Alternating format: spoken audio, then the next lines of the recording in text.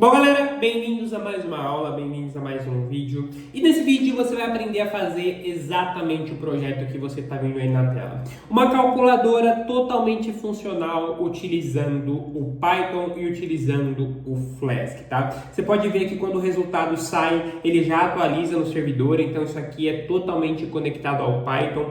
E nessa aula você vai aprender a fazer exatamente isso, tá certo? Então vou fechar ela aqui para a gente mergulhar no código e ver as coisas acontecendo, tá? Eu não vou fazer um passo a passo claro com você, escrevendo cada linha de código, porque, cara, você pode ver que aqui é um projeto um pouco extenso, tá? Tem bastante coisa para fazer. Então, eu vou comentar esse código por cima e você vai apenas acompanhando e copiando o código aí para você. Eu vou tentar deixar o código fonte aqui na descrição, tá? Nem sempre é fácil, mas eu vou tentar deixar. Então, para começar, a gente vai precisar criar um ambiente virtual, tá? Tudo isso foi feito dentro de um ambiente virtual, porque é a maneira correta de fazer. Se você quiser apagar depois, você só apaga o ambiente e tá tudo certo, tá? Então, aqui eu tenho meu ambiente Envy calculadora. Se você não sabe o que é um ambiente virtual, é simples, tá? Você vai passar o comando, no caso aqui eu tô dentro do meu ambiente, mas eu posso sair, e aí você vai passar o seguinte comando: Python venv envy underline, e aqui você coloca, por exemplo, o nome do ambiente, certo? Calculadora. Se eu der o Enter aqui, ele vai criar um ambiente virtual com o nome de calculadora. O meu já está criado. Demora um pouquinho para criar, tá? Porque ele tem várias coisas para fazer. Quando ele estiver pronto, você tem que ativar o seu ambiente, tá? Então você vai vir aqui na sua pasta onde você está, vai colocar cd envy calculadora, certo? Independente do nome que você colocou, você vai colocar o nome e aí ele vai entrar dentro do ambiente. Dentro do ambiente você vai buscar isso aqui, tá? Que é a pasta scripts. Então você vai colocar cd scripts e ele vai entrar na pasta scripts. E aí você vai passar o comando activate e aí ele vai ativar o ambiente virtual, tá? O meu já está ativo, então você pode ver que ele está entre parênteses aqui. Quando você ativar o seu, ele vai ficar entre parênteses aqui. Você vai passar o comando cd dois pontos, passar do scripts e ficar aqui dentro do ambiente Envy calculadora, tá? Você tem que estar dentro da pasta do ambiente virtual. E aí você vai criar essas duas pastas, tá? Você pode ver que elas não estão aí para você.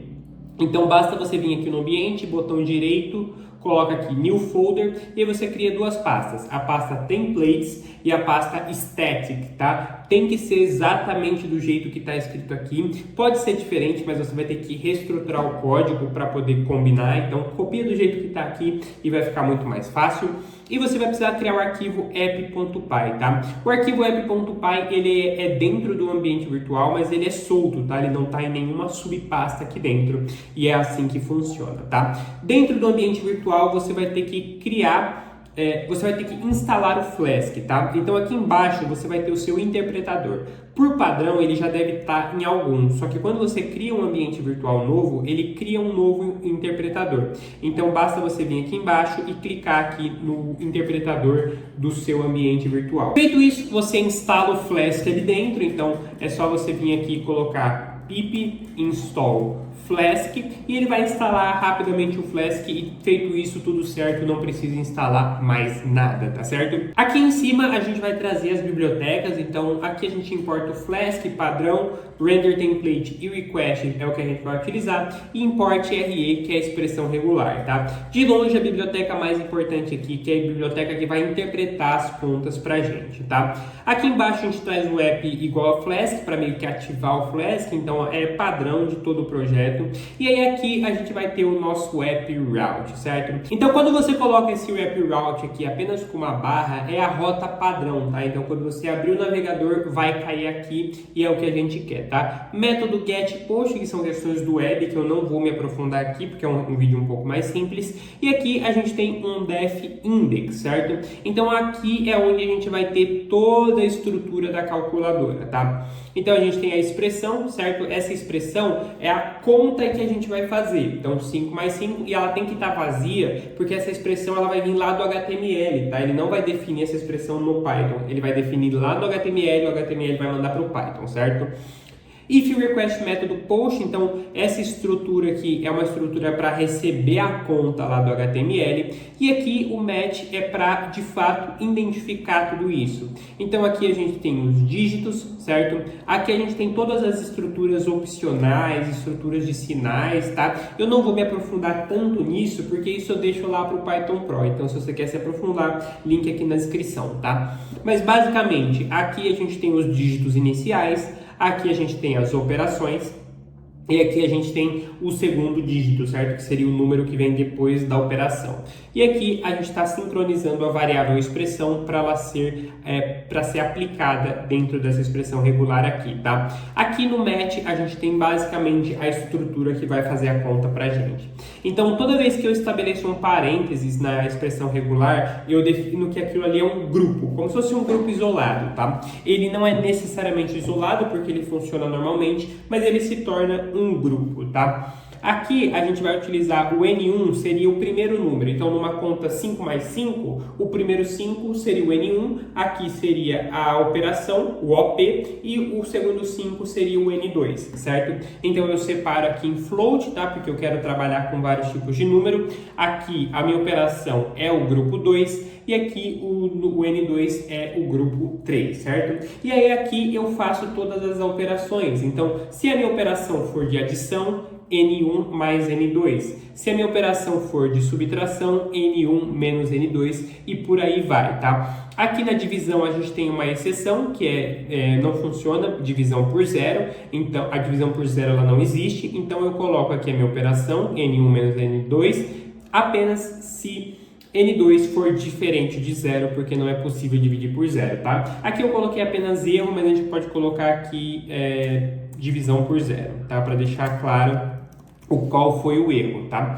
E aqui um except de erro caso tenha algum problema na estrutura, tá? Então, se o seu usuário colocar alguma coisa de errado, ele vai dar um erro aqui e aqui é o erro embaixo também, tá? Esse primeiro erro aqui é apenas por try, então é apenas para essa estrutura aqui. Esse segundo else é caso dê um erro aqui em cima, tá? São coisas diferentes.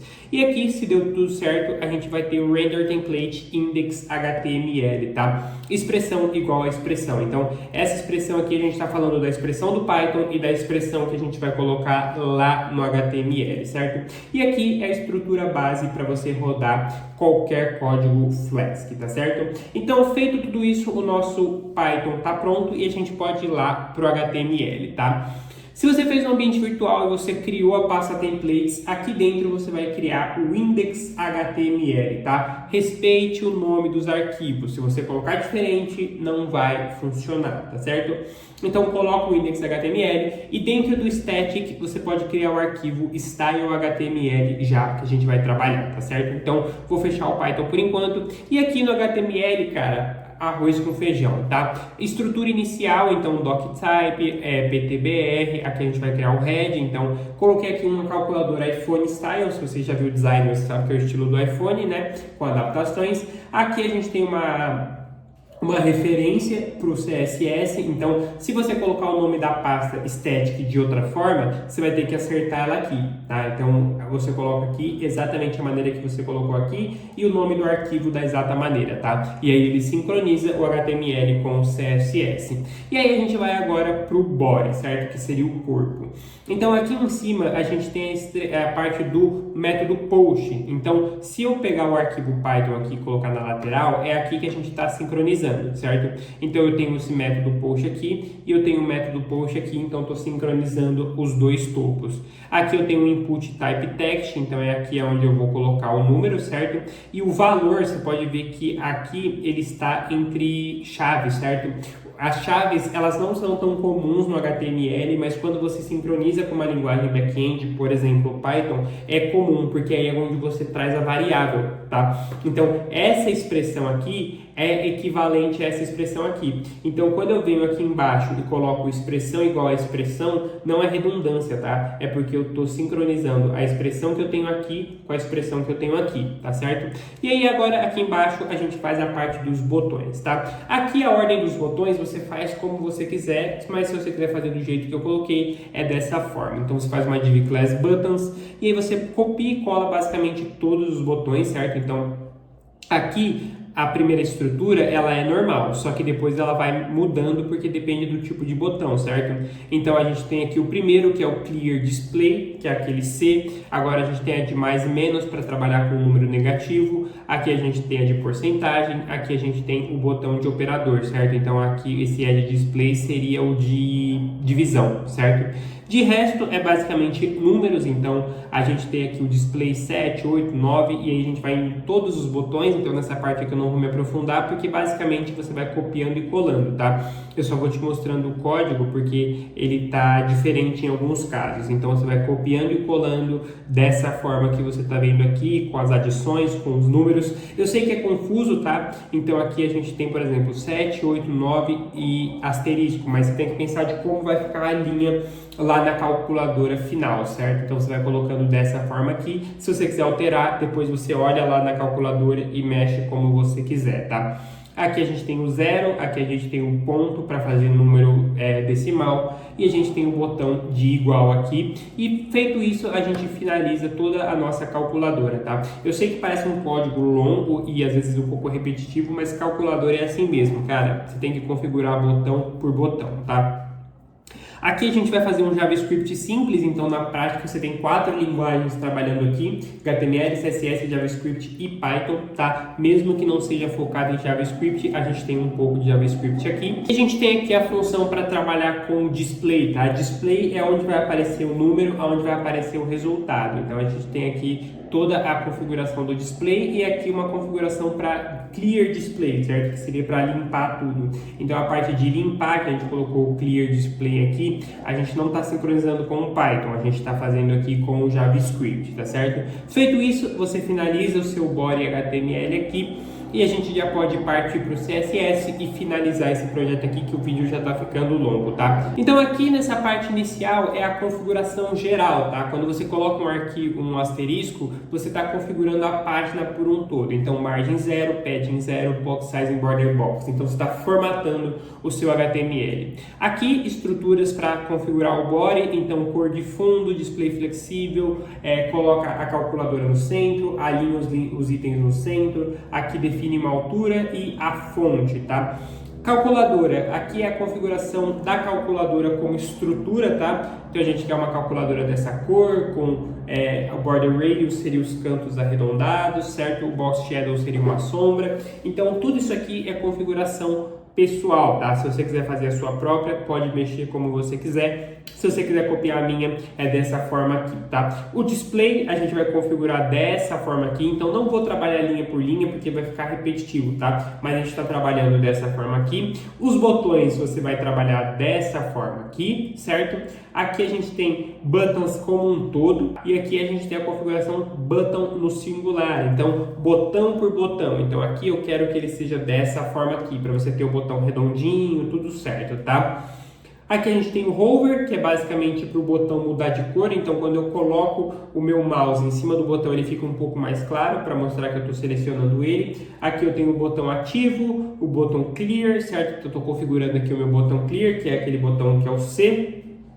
Estou colocando aqui o meu botão de igual diferente, né? No iPhone ele é alaranjado, certo? Aqui o 0 eu também estou fazendo um pequeno ajuste. E aí a gente vai trocando aqui, tá? E aí a gente tem aqui o Media, tá? Essa parte aqui é mais uma questão de responsividade para o celular, mas não precisa se importar com isso agora, tá? É apenas algumas configurações para a gente ajustar o nosso CSS, tá? E feito tudo isso, basicamente o nosso código está pronto, tá? Vou dividir aqui na minha tela, vai ficar pequeno, porque minha tela tá com zoom para aparecer melhor no vídeo, mas basicamente esses são os 3 códigos que você vai utilizar: HTML, CSS e o Python, tá? A gente está usando o JavaScript aqui e se você quiser criar um novo arquivo JavaScript, cara, você até pode, tá? Tem programador que gosta de manter tudo separado. Nesse caso aqui, eu mantive dentro do HTML porque é um trecho curto, tá? Não é um código muito grande, certo? Então eu posso manter aqui dentro do HTML. Se você quiser fazer adaptação e criar um próprio código JavaScript, você pode, mas eu geralmente faço isso quando o JavaScript fica muito longo. Aí eu gosto de colocar ele num próprio arquivo para trabalhar melhor. Mas nesse caso aqui, como é curtinho, deixa dentro do HTML mesmo e ele funciona, tá? Feito tudo isso, o seu código já está pronto para rodar. Então é só você vir aqui no seu ambiente virtual, colocar python app.py e se você fez tudo certo, ele vai rodar. Você copia esse link aqui, certo? Você vai no seu navegador, cola, dá um enter aqui e ele, se tiver tudo certo, já está funcionando normalmente. Então você coloca aqui, ó, 9 vezes 8, funciona, certo? Eu coloco o C aqui, ele limpa.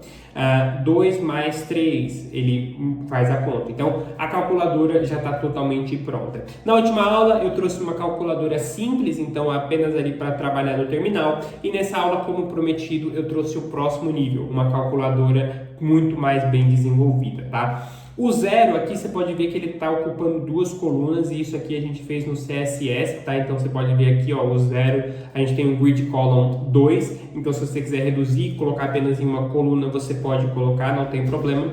Mas saiba, cara, tem a questão da calculadora, então você não tem botões o suficiente, pelo menos um botão tem que ocupar duas colunas. Então é muito comum o zero, se você colocar ele apenas em uma coluna, você vai ter que esticar o igual, certo? Ou para o lado ou para cima e aí você pode reajustar, tá? Mas essa parte aqui você pode reajustar como você quiser, o projeto agora é seu e você pode adaptar ele como achar melhor, tá certo? Então, fico por aqui, se inscreve no canal, like no vídeo e se você quer evoluir muito mais no Python, mais rápido, com mais resultado e com muito menos esforço, confere o link aqui na descrição para o Bootcamp, que lá, de longe, é onde você vai evoluir muito mais rápido. Então, confere o link aqui na descrição, entra lá no Bootcamp e bora evoluir, tá certo? Fico por aqui e até a próxima.